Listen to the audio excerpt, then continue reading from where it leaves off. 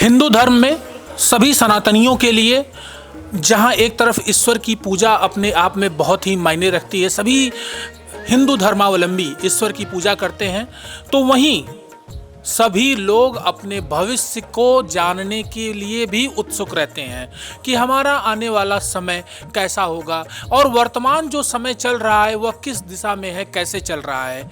इसके लिए सभी को ज्योतिष की ज़रूरत पड़ती है। ज्योतिष एक प्रकांड विद्या है जिसके लिए हमारे तमाम वैदिक एवं सांस्कृतिक धार्मिक विश्वविद्यालयों में इसकी पढ़ाई भी होती है। लोग ज्योतिष के बारे में पढ़ना और जानना चाहते हैं ताकि हम अपना और दूसरों का भविष्य बता सकें। दरअसल इस दौरान प्रभु राम की नगरी अयोध्या में वैश्विक लेवल की ज्योतिष चर्चा हो रही है और इस ज्योतिष चर्चा के कार्यक्रम को पूरी तरीके से आयोजित करने के लिए धर्मेंद्र कुमार बंसल जी का प्रमुख योगदान है, जो इस कार्यक्रम के अध्यक्ष भी हैं, जो मूलतः पंजाब के रहने वाले हैं। और यहाँ पर ज्योतिष चर्चा को उन्होंने एक मूर्त साकार रूप देने का प्रयास किया है।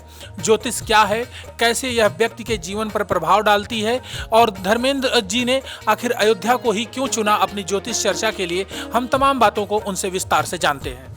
नमस्कार जी, मैं फिरोजपुर पंजाब से धर्मेंद्र कुमार बंसल कानून गो। देखिए, हम राम जी की नगरी में ज्योतिष का आयोजन करने आए हैं। ये हमारा 10वां आयोजन है। हर वर्ष जो हम ये ज्योतिष का सम्मेलन करते हैं एक तीर्थ स्थान पर करते हैं। इससे पहले सालासर, चिंतपूर्णी, हरिद्वार, शुक्रताल यहाँ पहले से सम्मेलन हो चुके हैं। ये हमारा 10वां सम्मेलन भगवान राम की नगरी अयोध्या में है। यहाँ सारे भारत से और लगभग हर स्टेट से प्रमुख ज्योतिषी पधारे हैं। यहाँ ज्योतिष के गहन विषयों पर चर्चा हो रही है। ज्योतिष में क्या हम समाज को बढ़िया दे सकते हैं, इसके बारे में बात हो रही है। देखिए, ज्योतिष जादू नहीं है, ज्योतिष एक मार्गदर्शक है। हम आपका भविष्य नहीं बदल सकते, हम आने वाले बुरे भविष्य से आपको सावधान कर सकते हैं, आपको उसके लिए तैयार कर सकते हैं कि आप कठिन समय को अपनी हिम्मत से निकाल सके। और ज्योतिषी के पास कोई दिव्य शक्ति नहीं होती। ज्योतिष एक शिक्षा है।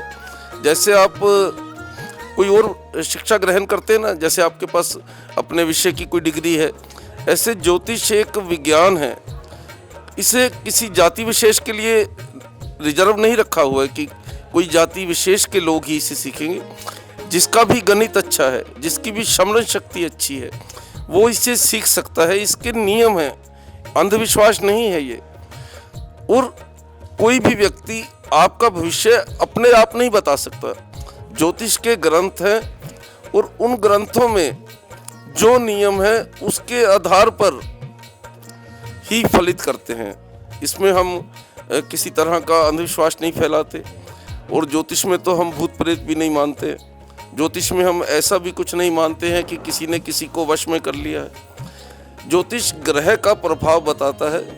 ज्योतिष से हम आपके अच्छे और बुरे ग्रहों के कारण होने वाली घटनाओं को बता सकते हैं। और कुछ उपाय हैं ज्योतिष में जिससे आप उस बुरे समय को निकाल सकते हैं। देखिए, ज्योतिषी के पास कोई ऐसी शक्ति नहीं है कि आपका भविष्य बदल दे। ज्योतिषी सिर्फ आपको सावधान करता है। ज्योतिषी आपको आपके आने वाले भविष्य में क्या बेहतर आप कर सकते हैं ये बताता है। कई बार हमें पता नहीं होता कि हमारे अंदर कौन से ग्रह के कारण कौन सा गुण विशेष है, और उस विशेष गुण को बिना यूज किए हम धरती से चले जाते हैं। मान लीजिए आपको मंगल के कारण राजनीति में आना है और आप मंगल के राजनीति के प्रभाव को छोड़कर किसी और लाइन में अगर जा रहे हैं, या मान लीजिए आपको डॉक्टर बनना है, या किसी और ग्रह स्थिति के कारण आपको किसी और फील्ड में जाना है, तो ज्योतिषी आपको ये बता सकते हैं कि आप इस फील्ड में नहीं, इस फील्ड में पढ़ाई करिए, इसमें आपको सफलता मिलेगी। यानी आपके जीवन के रास्ते बताते हैं हम, रास्ते बदलते नहीं हैं। हमारे पास कोई ऐसी दिव्य शक्ति नहीं है कि हम कहें कि आपको हम कोई लॉटरी निकाल देंगे आपके लिए, या आपके लिए कोई बहुत बढ़िया हम जादू कर देंगे। ऐसा कुछ ज्योतिष में नहीं है। आप ज्योतिषी के पास इस इच्छा से तो जाइए ही मत कि आपका भविष्य वो बदल सकता है। ज्योतिषी आपको रास्ता दिखाएगा कि भैया आप गलत रास्ते पर जा रहे हो, इस ग्रह के कारण आपको ये लाभ ज़्यादा हो सकता है, तो इस फील्ड में जाइए। धर्मेंद्र जी, एक महत्वपूर्ण बात मैं जानना चाहूँगा, क्या हमारे ज्योतिष में यह बात संभव है कि हमारा ज्योतिष इस बात का बिल्कुल सटीक आकलन करके बता दे कि फला तिथि को इस व्यक्ति की मृत्यु निश्चित है, या फला तिथि से इस व्यक्ति को यह बीमारी घेर लेगी? क्या हमारे ज्योतिष में यह संभव है?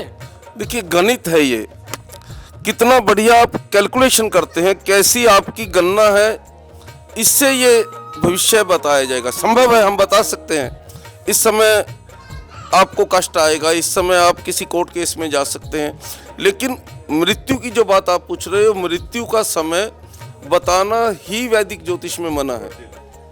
यानी अगर हमने कैलकुलेशन कर भी ली है कि इस व्यक्ति को इस समय मृत्यु तुल्य कष्ट आएगा या मृत्यु भी संभव है, तो इसे बताना ज्योतिष में बिल्कुल मना है।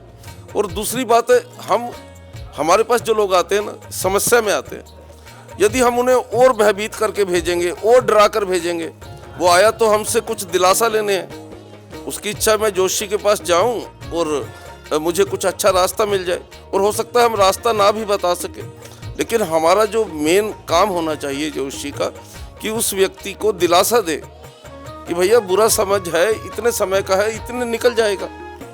और अगर देखिए, उपाय भी ज्योतिष में है, वैदिक ज्योतिष में मंत्र से उपाय हैं, और भी कुछ उपाय के ढंग हैं। एक लाल किताब हमारे पंजाब में बहुत प्रचलित है, उनके अपने उपाय हैं। देखिए, मैं किसी भी विधा की निंदा करने के लिए डिजर्व नहीं करता हूँ, लेकिन आप पूछ रहे हैं मृत्यु आपकी ग्रह स्थिति बताती है कि इस समय ये ग्रह आपके इस भाव में इस भाव को देख रहा है, या आपके जीवन में इस ग्रह की विषोत्तरी दशा चल रही है। इस दशा में ये घटना संभव है, आपकी प्रमोशन हो सकती है, आपकी शादी हो सकती है, तो ये हम प्रेडिक्ट कर सकते हैं मृत्यु भी, लेकिन मृत्यु का प्रेडिक्शन करना वैदिक ज्योतिष में निषेध है। एक बात और हम जानना चाहेंगे, आज के समय में हमारे मार्केट में बहुत सारे ज्योतिष को लेकर के ऐप आ गए हैं, एस्ट्रोलॉजी है, कौन से बहुत सारे ऐप आ गए हैं, इनकी बातें कहाँ तक सत्य होती हैं? देखिए, पहले तो मैं बता दूं ऐप कैसे बनेगी। ऐप बनने के लिए कुछ नियम होने चाहिए ना। अब मैं आपको बोलता हूं कि मैं आपकी कुंडली बनाऊंगा कंप्यूटर से, हम आज से 200 साल बाद तक का बता सकते हैं कि इस दिन ये ग्रह इस राशि में होगा। और ये जो ऐप है, इससे ज्योतिष की गणना मैं सटीक नहीं कहूँगा, लेकिन कुंडली सॉफ्टवेयर जो बनाता है वो हमारी मैनुअल कुंडली से कई बार ज़्यादा सटीक होती है, क्योंकि कैलकुलेशन बेस्ड ही हॉरोस्कोप है। हॉरोस्कोप क्या है?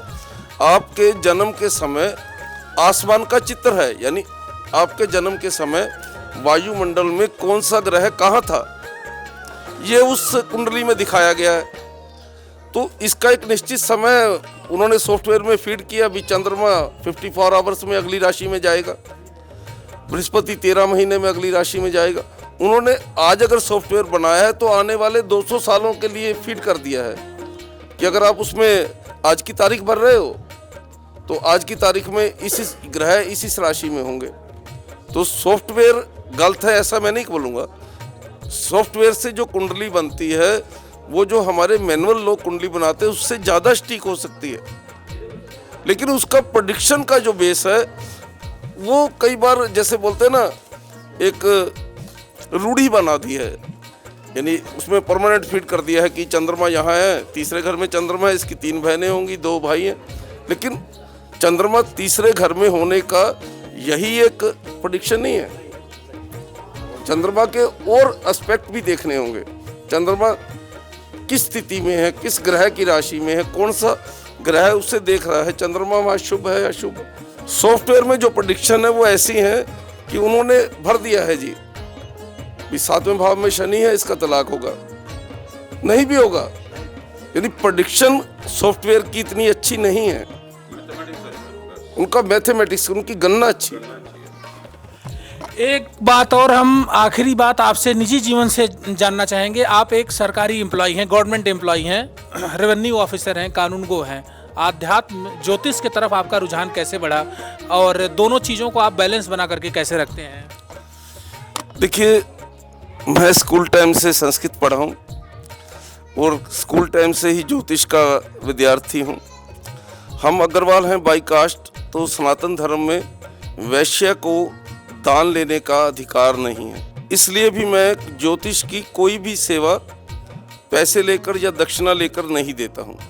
ज्योतिष की शिक्षा भी निःशुल्क देता हूँ और क्योंकि मैं अग्रवाल हूँ, दान लेना मेरा अधिकार भी नहीं है।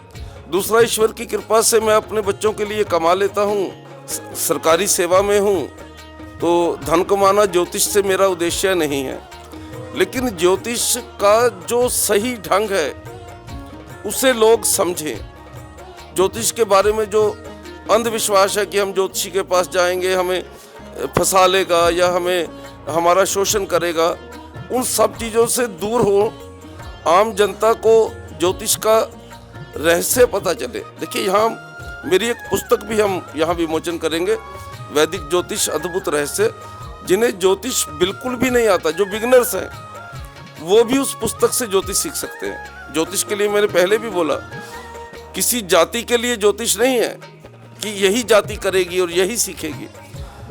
जो भी व्यक्ति ज्ञान लेने का अधिकारी है, जिसका भी स्मरण शक्ति अच्छी है, वो ज्योतिष को सीख सकता है। उसके लिए आप किस धर्म या किस जाति से हो, इसका कोई आधार नहीं है।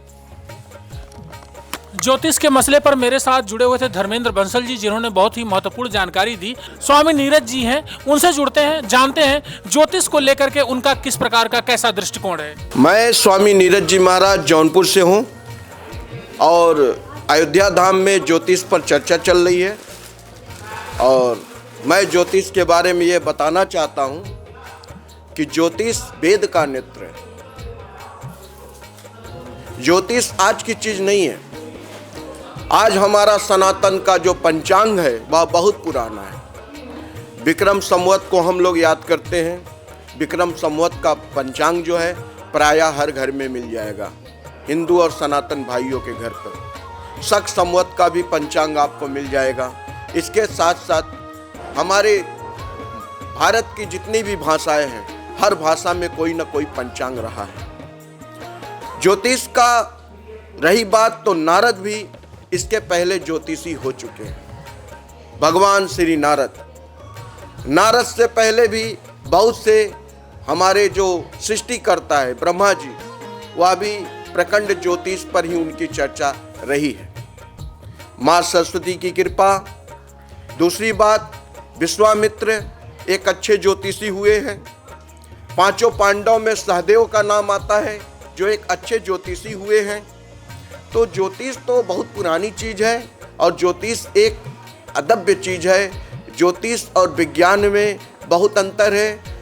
ज्योतिष विज्ञान को बदल सकता है, विज्ञान ज्योतिष को नहीं बदल। चंडीगढ़ के ज्योतिषाचार्य संजीव बख्शी जी भी ज्योतिष चर्चा में शामिल होने के लिए आए हुए हैं और हमारे साथ वो जुड़ रहे हैं। आज ज्योतिष किस प्रकार से युवाओं के लिए, देश के लिए जरूरी है, प्रबल है, और ज्योतिष कहाँ तक हर व्यक्ति के जीवन में परिवर्तन ला सकता है, इस पर वो अपनी बात हमारे साथ साझा करेंगे। धन्यवाद, आपने मुझे बोलने का मौका दिया। एक डिवाइन लाइट जो एक पर्सन अपने शोध से, अपनी लगन से, अपने पराक्रम से उसे ग्रहण करता है, उसे प्राप्त करता है, फिर वो उससे दृष्टि से वो लोगों का जन कल्याण के लिए कार्यों में लगता है, तो वो असल में ज्योतिष का कार्य है। वर्तमान में ज्योतिष जो अपने मॉडर्न एज का जो सवाल आपने अभी रखा है, नए यंग जनरेशन इसकी अच्छी खासी बिलीवर है, क्योंकि हर कोई लाइफ में शॉर्टकट खोजता है कामयाबी का, तो वो ज्योतिष का सहारा लेके इसमें आगे बढ़ना चाहते हैं।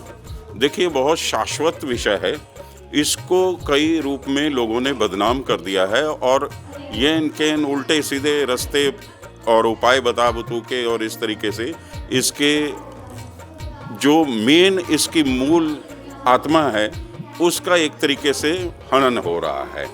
और उसके लिए मैं किसी और को दोषी नहीं, हमारी महत्वाकांक्षा को ही मैं इसको दोषी मानूंगा कि समाज का नज़रिया ही टोटल बदल चुका है।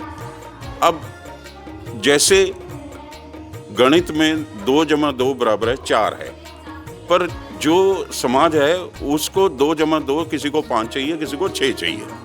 उसी के लिए वो ज्योतिषियों के पास ऐसा उपाय बता दो कि भाई शॉर्टकट से मेरा ये काम ऐसे हो जाए। वो गणना करके संभव है कि नहीं है, पहले उसको आंकलन करके जो सत्य है उसे प्रकट करना चाहिए। और ज्योतिषी अपने यजमान की खुशी के लिए उसके मुंह में शब्द ठूसे जाते हैं और वो शब्द फिर वो बोलता है, वो यजमान जेब से पैसे निकालता है, देता है। अगर सत्य बोलने वाला उसको ज्योतिषी मिल जाता है तो उसका यजमान नाराज होकर चला जाता है, फिर वो दूसरा ज्योतिषी खोजता है। जनरली यही हो रहा है। और मैं सभी को कहूँगा कि ये एक बहुत शाश्वत विषय है। अभी कानूनगो जी ने बहुत अच्छी बात कही कि वो देखिए बिना पैसे के निस्वार्थ इस विषय की सेवा में लगे हुए हैं और हम भी उनके इस सेवा भाव से प्रेरित हैं। उनके जहाँ भी प्रोग्राम होते हैं हम वहाँ पे ज़रूर पहुँचते हैं और सपरिवार पहुँचते हैं। और इनका ज़्यादातर हमारे जैसे जो उनसे जुड़े हुए मित्र लोग हैं वो उनको एक परिवार के रूप में ही समझते हैं, मानते हैं और वैसी ही भावना लेके हम लोग इनके साथ चलते हैं। और ज़्यादातर इसी भावना के लोग उनके साथ एसोसिएटेड हैं, जिनमें से हम भी एक हैं। हम भी अपनी सहपत्नी यहाँ पे आए हुए हैं, हमारी बहन भी आई हैं। योदा जी का उन्हीं का विचार, इतनी महत्वपूर्ण घटनाक्रम हुआ, मंदिर का निर्माण हुआ और हम लोग इस घड़ी के इंतज़ार में थे कि कब ये प्रोग्राम बनेगा और हमें इसका लाभ मिलेगा। और हम 1 साल पहले प्रेडिक्शन हो जाती है कि अगला आयोजन कहाँ होना है। हर फरवरी में कानूनगो जी ज्योतिष सम्मेलन कराते हैं, हर फरवरी में। और कल समापन होगा। कल समापन में वो अनाउंस होगा कि अगला सम्मेलन किस शहर में करना है और किस तारीख को करना है। वो उसकी तैयारियां पूरा साल भर चलती हैं। 2 दिन 3 दिन का सम्मेलन रहता है और दुनिया भर से लोग आते हैं। यहाँ आने का सबका मेन मोटिव, जितना ज़्यादा यहाँ पे लोग इकट्ठा हुआ है, वो सिर्फ और सिर्फ राम जन्मभूमि का हर किसी एक सनातनी के मन की इच्छा है प्रभु के दर्शन की, तो वो उन्हें खींच लाई है। उनमें से हम भी एक हैं और हम चाहेंगे कि ज्योतिष फले फूले। जय ज्योतिष।